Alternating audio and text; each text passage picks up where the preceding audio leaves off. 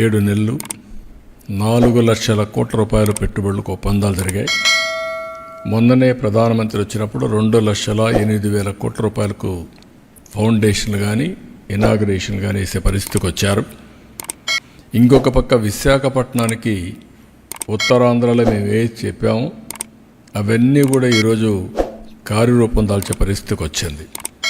ఒక పక్క టీసీఎస్ యువతకు ఉద్యోగాలు, ఇంకొక పక్క గూగుల్ని కూడా మెప్పిస్తున్నాం, ఎంఓయూ చేశాం. అది కూడా వస్తే data centre, artificial intelligence, data అనలిటిక్స్లో ముందుకు పోతాం. ఇక్కడి నుంచి సింగపూర్కి కూడా ఏదైతే సీ కేబుల్ వేసి, ఇన్లాండ్ కేబుల్ ఒకటి సీ కేబుల్ వేసి అక్కడి నుంచి కనెక్ట్ చేసే పరిస్థితికి వస్తుంది. It is a great achievement అవుతుంది. ఇది కాకుండా మొన్ననే గ్రీన్ హైడ్రోజన్, ఒక పక్క ఎన్టీపీసీ